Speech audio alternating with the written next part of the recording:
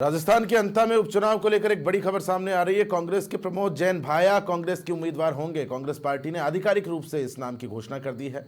राष्ट्रीय महासचिव के.सी. वेणुगोपाल ने ऐलान किया। अंता में 11 नवंबर को दरअसल उपचुनाव है और कांग्रेस ने अपने प्रत्याशी अपना घोषित कर दिया है। प्रमोद जैन भाया को कांग्रेस ने उम्मीदवार के तौर पर मैदान में उतारा है। कांग्रेस पार्टी के द्वारा आधिकारिक रूप से इस नाम की घोषणा की गई। इस नाम की घोषणा राष्ट्रीय महासचिव के.सी. वेणुगोपाल ने की है। 11 नवंबर को उपचुनाव होने जा रहा है अंता में और इसी को लेकर कांग्रेस ने अपना प्रत्याशी मैदान में उतार दिया है। प्रमोद जैन भाया पर कांग्रेस ने विश्वास जताया।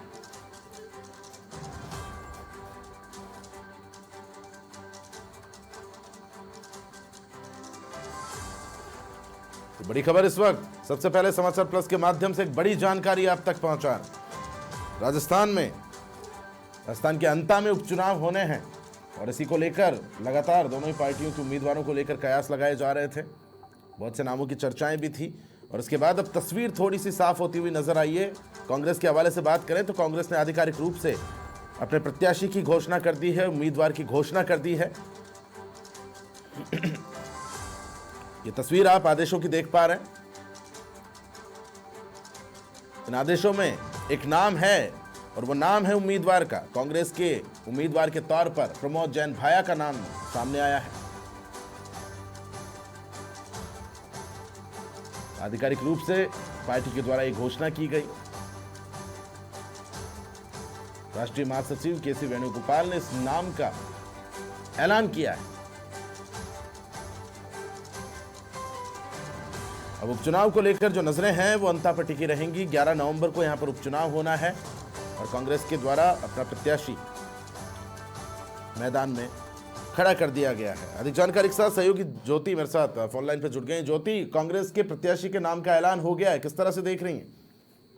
बिल्कुल प्रताप, राजस्थान के 12 जिले की जो अंतर विधानसभा सीट है, देखिए जैसे ही उपचुनाव की घोषणा होती है और घोषणा के साथ ही जो क्षेत्र में चुनावी सरगर्मियों की अगर हम बात करें वो तेज होती हुई दिखाई दी। और इलेक्शन कमीशन की देखिए घोषणा करने की कुछ ही घंटे के बाद ही जो है कांग्रेस ने अपने प्रत्याशी का ऐलान कर दिया है। हालांकि देखिए अंतर सीट को लेकर जो उम्मीदवार का नाम था उससे पहले ही जो कांग्रेस डिसाइड कर चुकी थी। जो बैठक हाल ही में दिल्ली में हुई थी उस बैठक में अंतर सीट को उम्मीदवार को लेकर पहले ही मोहर लगाई जा चुकी थी और आज घोषणा के साथ तस्वीर साफ कर दी है कि अंतर जिले से जो है प्रमोद जैन भाया को जो है टिकट दिया गया है और अब वो इस सीट से चुनाव लड़ेंगे। अब इस सीट पे देखिए बात करें तो 11 नवंबर को यहाँ पर वोटिंग होनी है और अब कुछ ही दिन बचे हैं। अगर हम दिनों की बात करें तो देखिए करीब 33 दिन जो है इस वोटिंग में बचे हुए हैं और 33 दिन है प्रमोद जैन भाया के पास कांग्रेस की इस खोई हुई सियासी जमीन को कांग्रेस का तो है देखिए कब्जा करने के लिए और वहां की जनता का दिल जीतने के लिए।